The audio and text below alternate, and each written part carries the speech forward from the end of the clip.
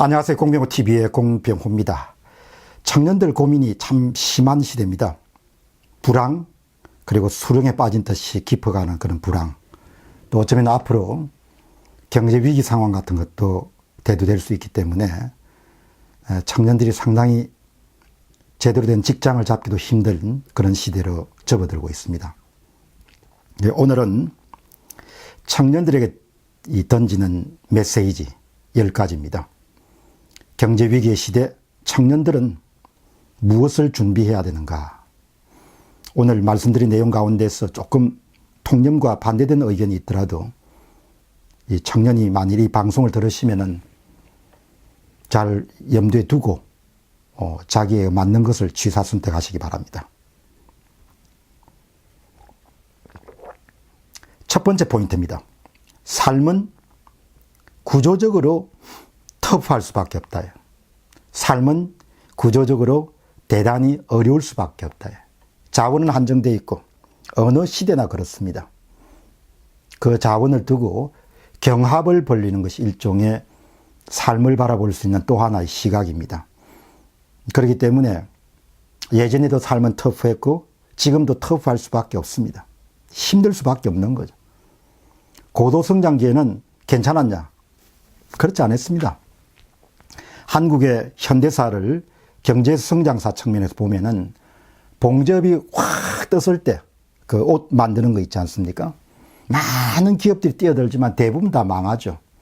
원양업이 떴을 때 많은 기업들이 달라들지만 대부분 다 망하고 몇 개가 살아남죠. 그러니까 본래 삶의 구조적인 특성, 인생살의 구조적인 특성이란 것은 승리하는 자는 소수고 패배하는 자는 다수일 수밖에 없습니다. 좀 마음이 아프지만 그게 삶의 진면목, 진짜 모습이라는 거죠. 낭만적으로 세상을 바라보는 사람들은 이따금 청년들이여 분노하라 뭐 이런 이야기도 하죠.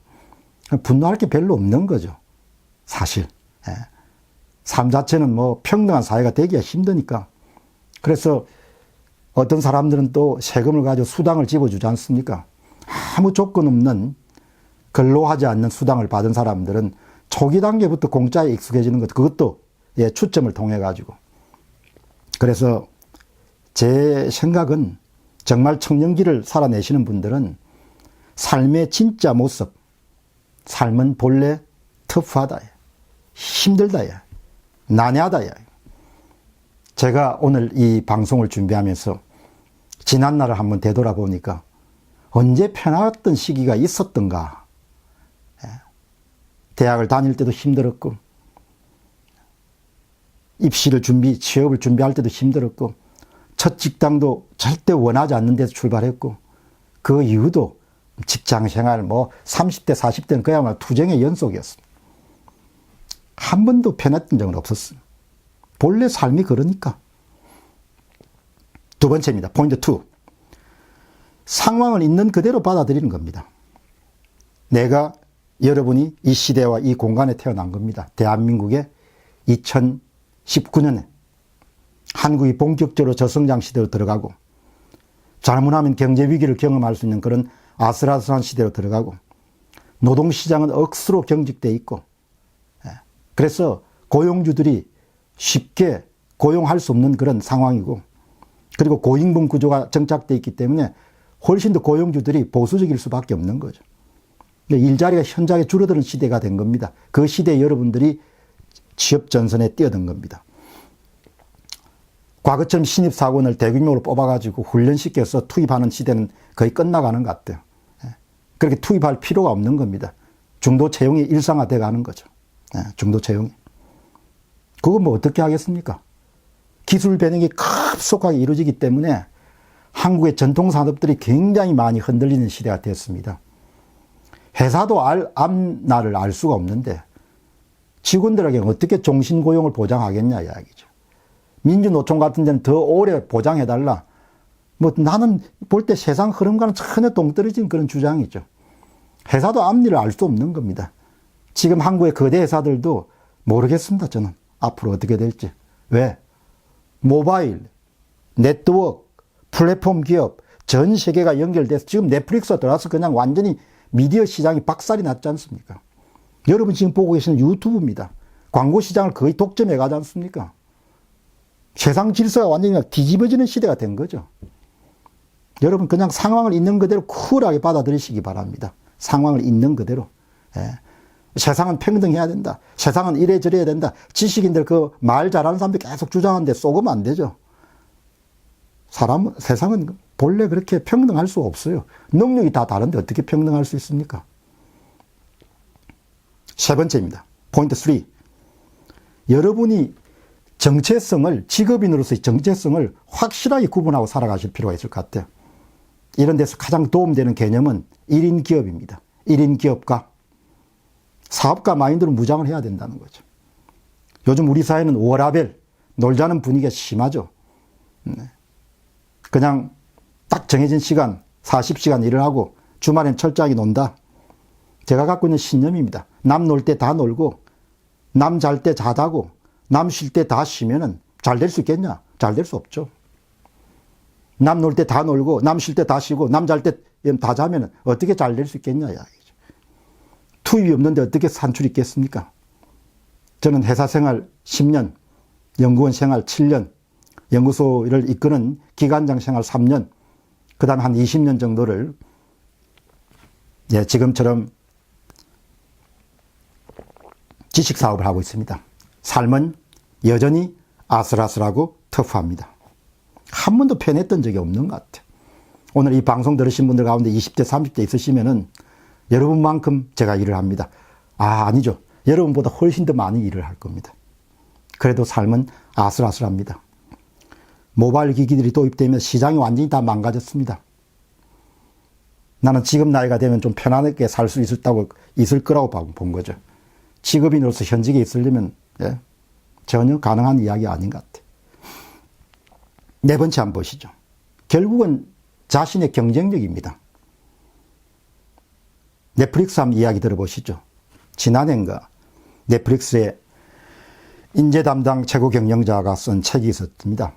넷플릭스는 직원들의 경력 관리를 해주는 데가 아니다. 경력 관리는 각자가 알아서 해야 된다는 거죠. 넷플릭스는 스포츠팀이다. 프로팀이다 한 겁니다.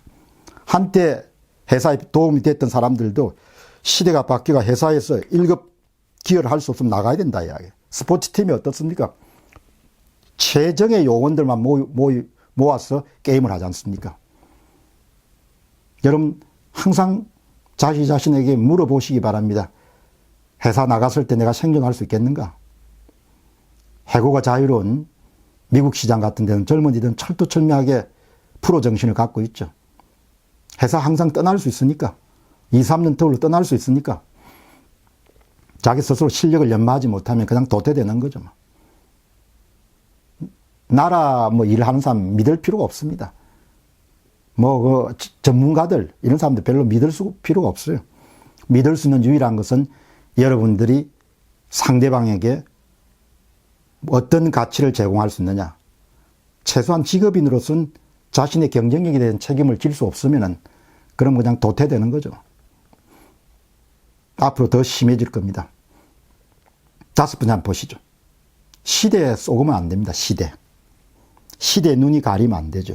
유행에, 어떤 식자들의 그런 주장에, 워라밸, 나는 마케팅 요소가 굉장히 강하다고 봅니다. 그리고 그 워라밸 때문에 앞으로 후회하는 사람들이 많이 나올 겁니다. 젊은 날 자신의 역량 개발을 위해서 상당히 많은 시간을 투자하지 않으면은 중후반전에서 실력을 발휘하기가 쉽지가 않죠.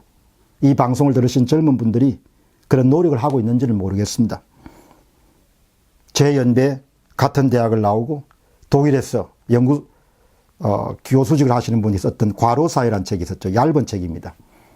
재미있게 보신 분도 계시지만 저는 그 주장이 하도 강돼 가지고 일을 열심히 하는 것이 근로자를 약탈하는 것이다.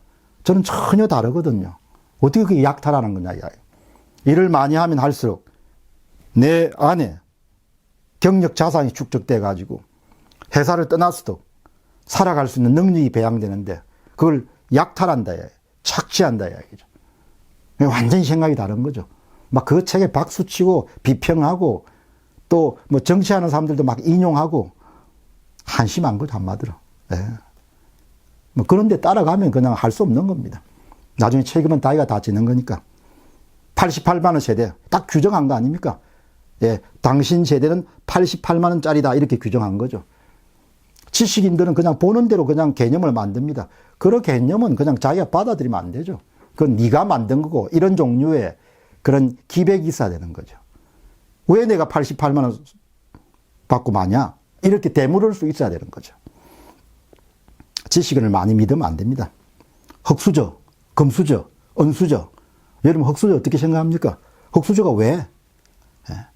흑수저이기 때문에 더 잘 될 수 있잖아요. 길게 보면. 모르지 않았습니까? 지금 제 연배 금수저 출신으로 머리 좋고 다 부모가 이렇게 여러분들 계획했어. 예, 만들어준 사람들은 뭐 다 은퇴입니다. 다 없습니다. 길게 보면 모르죠. 아, 그건 공박사님 세대고 우리 세대는 다릅니다. 그렇지 않습니다. 모든 것은 올라가고 rise and fall인 거죠. 내려가는 겁니다. 예. 그러니까 길게 보고 멀리 보면은 삶이라는 것이 머물러 있지 않기 때문에 어느 게 더 좋은지를 알 수가 없는 거죠. 물론 금수저로 출발하면 편안하죠. 예. 아주 우아하죠.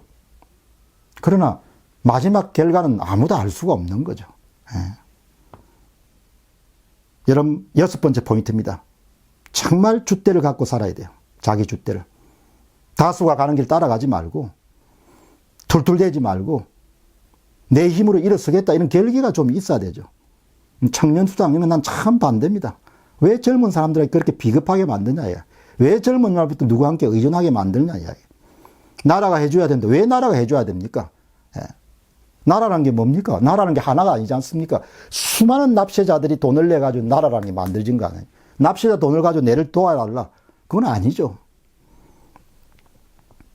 저는 지금 생각해 보면 대학 1학년 때 수산업을 하던 아버지가 부도가 났습니다. 신규 사업을 일으켜가지고.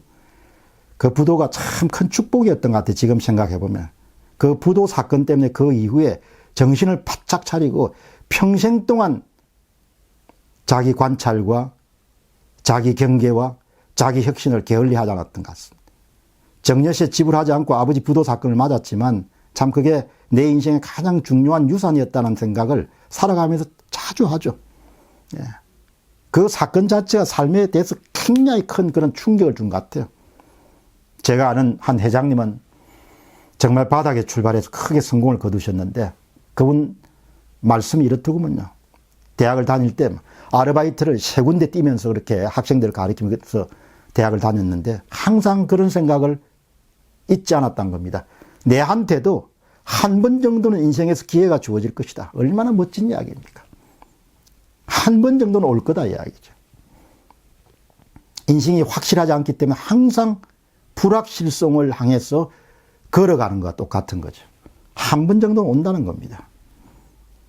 보이지 않기 때문에 사람들이 믿을 수가 없죠. 그래서 항상 두려워합니다. 그러나 정말 여러분들 젊음이란 것이 리스크를 안고 자기 운명을 실험해 보는 거지 않습니까? 왜 딸린 식구들이 별로 없으니까. 예. 7번째 포인트입니다. 건강한 생각을 가져야 됩니다. 왜? 그래야 생존할 수 있고 성공할 수 있기 때문에. 멘탈 게임에서 무너지면 이미 그냥 가는 겁니다. 예. 생각이 가난하면 그냥 삶도 가난해지는 거죠. 생각이 비겁하면 삶도 무너지는 겁니다. 정신이 무너지면 그냥 삶도 끝나는 거죠. 내 힘으로 일을 써야겠다. 남 탓하지 않겠다. 내가 전부 책임진다. 전부를 걸고 하겠다. 열심히 해도 내가 원하는 곳에서 시작할 수 없을 수 있다. 그때는 2차 순위, 3차 순위에서 좀 못한 데서 또 출발할 수 있다. 이런 게 책임지는 거지 않습니까? 진짜 건강한 생각이 중요합니다. 평생 갑니다. 평생. 남 탓하고. 예. 항상 남 탓하는 사람 요즘 많지 않습니까? 예. 친일파 때문에, 일본 때문에, 미국 때문에, 재벌 때문에. 진짜 그 질환이죠, 질환. 사람을 굉장히 가난하게 하는 겁니다. 예.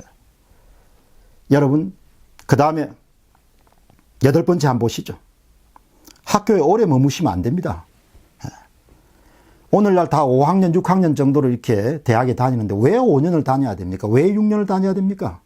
예. 취업을 하는 것은 일종의 전쟁이지 않습니까? 게임이지 않습니까? 입시지 않습니까? 그럼 뭐 딱 정해진 시간에 마치고 뭡니까? 취업 전선에 뛰어야죠. 1등이 안 되면 2등에서 하는 거고, 2등이 안 되면 3등에서 하는 거죠, 뭐. 1년이라는 것이 굉장히 젊은 날 귀하지 않습니까? 그리고 사실 학교에서 배우는 지식이라는 것이 오래된 거지 않습니까? 필요 없다는 이야기가 아니라 필요하지만, 그래서 미국 사람들은 구분하지 않습니까? 북 스마트, 예, 공부 잘하는 사람은 스트리트, 예, 스트리트 스마트, 예, 거리에서 뭡니까? 현업을 잘하는 사람 구분하지 않습니까? 젊은 날은 기회비용이 크죠. 마감 시간을 정하고 일을 하셔야 되죠. 마감 시간을 정하고. 9번째입니다. 포인트 9. 예단하지 않는다. 자기 생에 대해서 어떤 조건 때문에, 내가 지방대학 출신이기 때문에, 내 집안이 그저 그렇기 때문에, 내 머리가 나쁘기 때문에, 내가 명문대학을 안 나왔기 때문에, 그런 조건이나 상황 때문에 내가 잘 안 될 수 있는 이유를 찾을 필요는 없다는 겁니다. 해보지 않고는 아무도 알 수가 없다는 겁니다. 가보지 않고서는. 인생은 뒤를 돌아볼 때만이 알 수 있다는 겁니다. 여러분, 서울 시내에서 자동차를 타고 가다 보면은 이리 빼고 저리 빼고 해서 좀 앞에 가는 사람도 조금 지나다 보면은, 예, 그 사람이 뒤처지지 않습니까? 그게 인생살이하고 똑같은 거죠. 앞선자가 뒤설 수 있고 뒤선자가 앞서갈 수도 있는 거죠. 시간을 길게 확장하면은 흑수저 출신이기 때문에 입신하거나 성공할 가능성이 또 높을 수도 있는 거죠. 아무도 확신할 수 없는 거죠. 금수저 때문에 잘 될 수 있지만 흑수저 출신 때문에 더 잘 될 수도 있는 거죠. 예단할 필요가 없다는 겁니다. 사회 조건이 이렇고 지금 시대 상황이 이러니까 우리는 안 된다. 얼마나 비겁한 생각이에요. 대체로 잘 안 될 수도 있겠죠. 그러나 나는 잘 될 수 있다. 이렇게 생각할 수도 있는 거지 않습니까? 예단할 필요가 없습니다. 마지막 10번째입니다.